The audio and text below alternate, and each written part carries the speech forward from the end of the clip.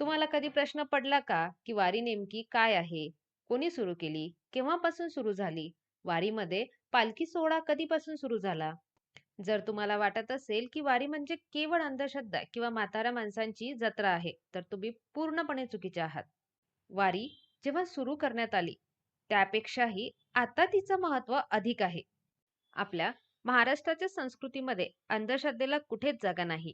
आज आपण या वारीमागील असे विज्ञान, इतिहास आणि सायकोलॉजिकल फॅक्ट पाहणार आहोत, की तुमचा वारीकडे पाहण्याचा दृष्टिकोनच बदलून जाईल.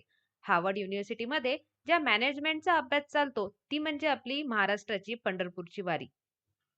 वारीचा हा नवीन दृष्टिकोन आजच्या पिढीला आणि येणाऱ्या पिढीला जाणून घेणे अतिशय महत्वाचे आहे. वारी फक्त विठ्ठलाला शोधण्यासाठीच नाही, तर आपल्यामधला विठ्ठल जागा करण्यासाठी केली जाते.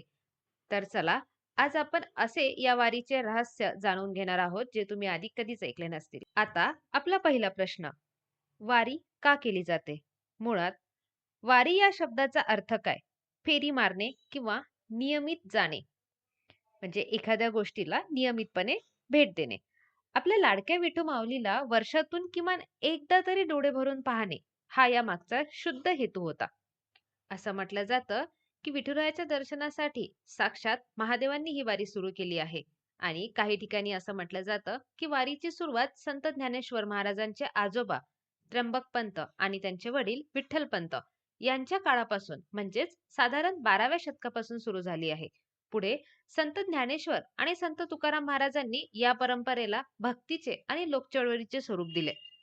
17व्या शतकात संत तुकाराम महाराजांचे धाकटे पुत्र नारायण महाराज यांनी या परंपरेत एक मोठा ऐतिहासिक बदल घडवून आणला. 17व्या शतकामध्ये नारायण महाराजांच्या लक्षात आलं, की संतांचे विचार आणि वारीची परंपरा अधिक संघटित आणि व्यापक होण्यासाठी एका केंद्रबिंदूमध्ये येणे आवश्यक आहे.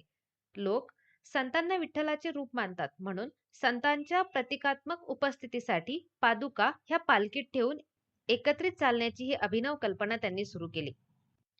पुढे साधारण 150 वर्ष ही संयुक्त पालखीची परंपरा अशीच सुरू राहिली.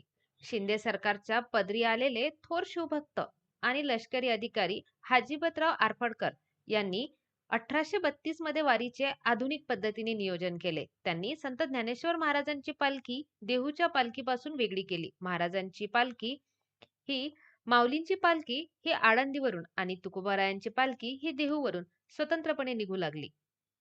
त्यांनी या वारीला लष्करी शिस्त आणि दिंड्यांचे क्रमांक, चोपदरांची पदे आणि रिंगण या प्रथा सुरू केल्या. आजही त्या आपल्याला वारीत बघायला मिळतात. मित्रांनो, 1685 मध्ये नारायण महाराजांनी उचललेले हे पाऊल केवळ एक धार्मिक सुधारणा नव्हतं, तर ते जगातील पहिल्या सर्वात मोठ्या कम्युनिटी मोबिलायझेशनचं एक उदाहरण होतं.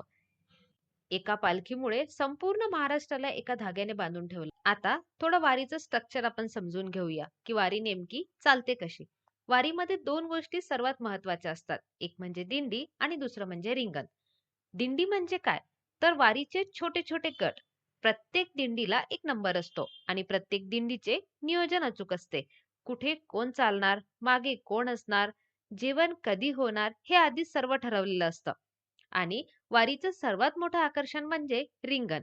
एका मोठ्या मोकळ्या मैदानावर लाखो वारकरी गोल उभे राहतात. मध्यभागी माऊलींचा अश्वघोडा सोडला जातो. त्या घोड्यावर कोणीही बसलेले नसते. तरीही तो घोडा अत्यंत वेगाने त्या अथांग गर्दीतून न चुकता अचूक धावतो. हा प्रसंग अनुभवणे म्हणजे अंगावर काटा आणणारा क्षण आहे. इथे नाही कुठली चेंगराचेंगरी होते, नाही कुणाला कुठलीच दुखापत होते. हे कसलं भारी मॅनेजमेंट आहे. या वर्षीच्या वारीमध्ये सूर्यानेही स्वतःला रिंगण घातले आहे. दिवे घाटात पार पडणारा हा सोहळा अतिशय मनाला भावणारा आणि एकात्मतेचं प्रतीक दर्शवणारा आहे.